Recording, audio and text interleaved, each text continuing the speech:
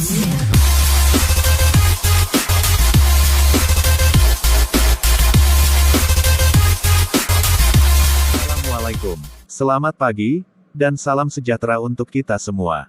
Perkenalkan, nama saya Muhammad Fajarudin Yunus, CGP Kabupaten Pinrang.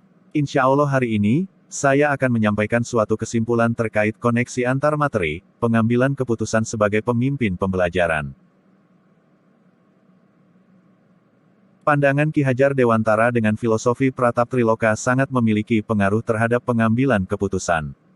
Sebab para pemimpin yang diidealkan Ki Hajar Dewantara ini, di masa depan akan menghasilkan pemimpin yang tangguh karena merupakan pemimpin yang disiplin terhadap dirinya sendiri maupun terhadap lingkungan masyarakat, serta mampu mengambil keputusan yang bijak.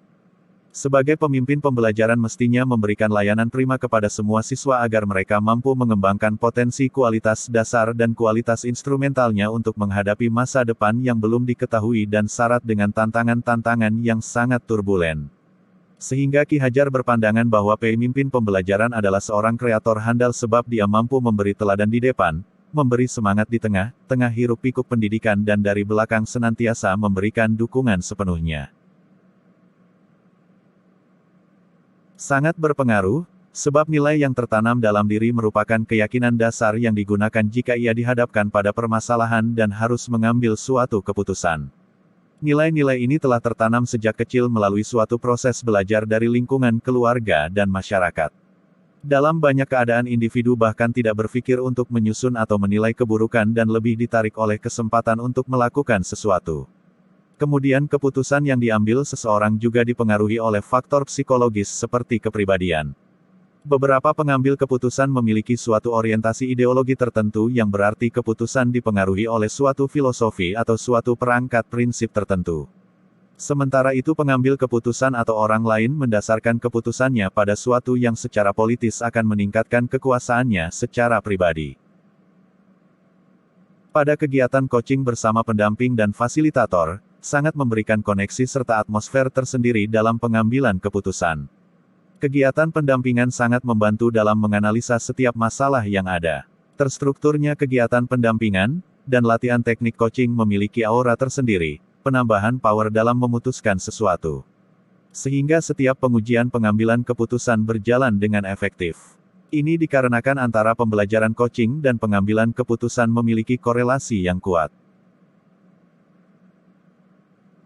Pada pembahasan studi kasus juga sangat membantu dalam pengambilan keputusan, sebab kita belajar dari kasus kemudian kita terapkan dalam kehidupan nyata, dalam dunia pendidikan umumnya dan di SMAN 2 Pinrang khususnya sangat banyak kasus dilema etika, baik itu yang nampak maupun tak nampak, namun yang saya sangat syukuri adalah dengan adanya pembahasan studi kasus pada modul ini yang berkaitan dengan moral atau etika sehingga memudahkan saya juga mengambil keputusan terhadap dilema etika yang ada di SMAN 2 Pinrang. Karena umumnya studi kasus yang ada di modul sama dengan studi kasus yang ada di sekolah, dan 4 paradigma 3 prinsip dan 9 langkah pengujian keputusan adalah solusi dalam pengambilan keputusan permasalahan dilema etika. Pengambilan keputusan tepat yang berdampak pada lingkungan yang positif, kondusif, aman dan nyaman tidak lepas dari peran seorang pemangku kepentingan di sekolah dalam menciptakan suasana kondusif di sekolah begitu pula peran seorang pendidik pemimpin pembelajaran dalam menciptakan suasana nyaman di kelas. Kita sudah belajar di modul ini tentang 9 langkah pengambilan keputusan itu merupakan modal utama yang saya gunakan di SMAN 2 Pinrang sehingga 2 minggu terakhir ini keputusan yang saya ambil tepat pada sasaran, sehingga suasana dalam sekolah aman dan nyaman, sebagai contoh. Untuk siswa kelas 12 yang saat ini berjuang melaksanakan ujian sekolah dan menghadapi UTBK tentu sangat besar dilema yang kita hadapi dalam kasus tersebut, di mana mereka harus menyelesaikan praktikum, menuntaskan nilai di bawah KKM, mengumpulkan tugas-tugas, di sisi lain mereka juga harus mempersiapkan UTBK khususnya bagi mereka yang tidak lulus SNMPTN secara otomatis mereka harus berjuang lagi untuk masuk ke PTN demi menggapai cita-cita mereka. Alhamdulillah dengan menggunakan 4 paradigma, 3 prinsip dan 9 langkah pengujian. Keputusan yang saya ambil sangat tepat untuk mereka yang lagi berjuang. Dan dari proses itulah tercipta lingkungan aman dan nyaman sampai saat ini. Kesulitan yang terbesar di sekolah adalah menyamakan persepsi, Sebab di sekolah kental akan budaya zona nyaman sehingga ketika mengambil keputusan yang mungkin dampaknya kepada suatu aksi atau keterlibatan ekstra melibatkan mereka, maka disitulah muncul dilema yang berkepanjangan.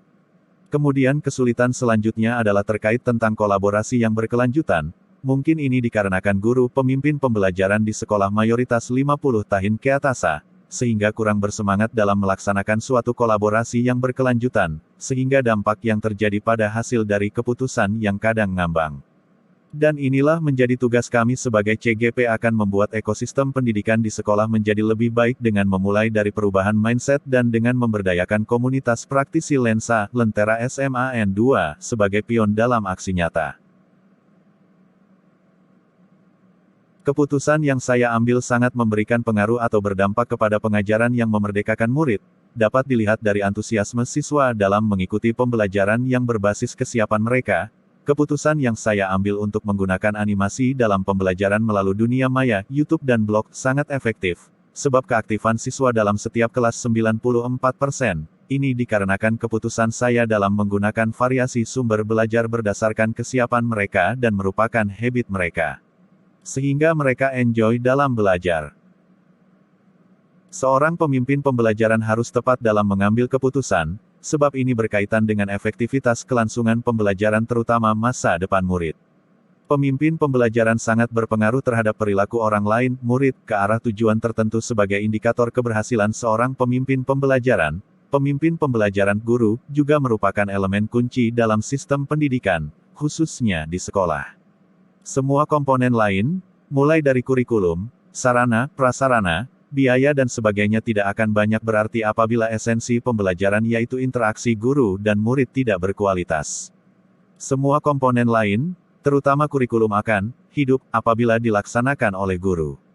Begitu pentingnya peran pemimpin pembelajaran guru dalam mentransformasikan input-input pendidikan serta mengambil keputusan. Sampai banyak pakar menyatakan bahwa di sekolah tidak akan ada perubahan atau peningkatan kualitas tanpa adanya perubahan dan peningkatan kualitas guru.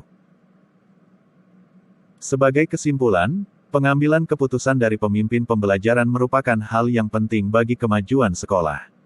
Dalam mengambil sebuah keputusan diperlukan ketepatan dalam menganalisis masalah, menetapkan tujuan, mengidentifikasi alternatif yang ada, dan mengevaluasinya.